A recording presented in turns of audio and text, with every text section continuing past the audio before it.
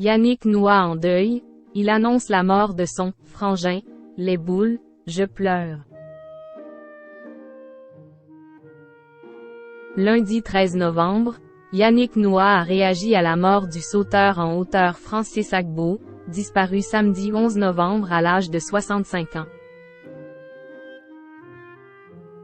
Sur Instagram, le chanteur a adressé un message touchant à son « frangin » décédé. Voilà une nouvelle qui a profondément secoué Yannick Noah. Lundi 13 novembre, le chanteur a appris la mort du sauteur en hauteur Francis Agbo, survenu 2 jours plus tôt.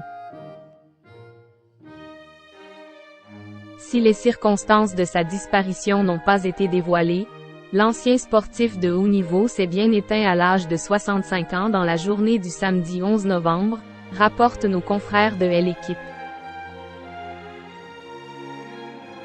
Peu de temps après avoir eu vent de cette funeste nouvelle, l'ancien tennisman s'est saisi de ses réseaux sociaux pour s'adresser une dernière fois à celui qu'il considérait comme un frangin.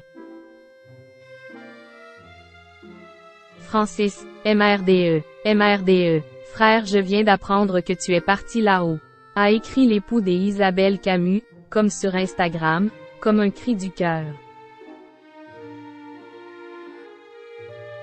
Visiblement très proche de Francis Agbo, Yannick Noah accent aigu PANCHE accent aigu sa peine dans un texte rédigé sous une photo du sportif plus jeune, posté sur Instagram.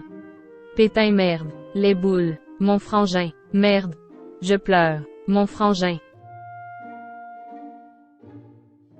Paix à ta belle âme, mon pote Francis Agbo. Rest in power mon pote rock and roll. Une réaction à chaud, qui traduit l'intensité du lien qui unissait les deux sportifs de haut niveau, chacun étant une référence dans son domaine.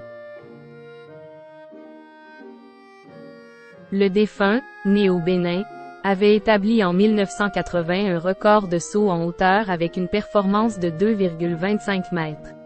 Celui-ci a depuis été battu et fixé à 2,45 mètres en 1993 par le Cubain Javier Sotomayor. Que fait Yannick Noah de ces journées? À 63 ans, Yannick Noah a pris ses distances avec ses anciens amours, à savoir la scène et les terrains de tennis. Si, au détour de grandes occasions, il frôle à nouveau la terre battue de Roland-Garros, depuis les gradins, l'ancien sportif a pourtant changé son mode de vie. Selon des informations rapportées par nos confrères d'Europe 1, l'interprète du titre aux arbres citoyens exercerait, depuis un peu plus de 2 ans, le rôle de chef de village dans une petite localité camerounaise, devenue depuis un quartier de la capitale Yaoundé. De quoi le garder occupé, mais pas jusqu'au point de l'empêcher de rendre hommage à son « frangin » disparu. Et pour le mot de la fin, laissons la parole au chanteur qui retranscrit les dires de Francis Agbo. Love, love, peace, t'aimons toujours.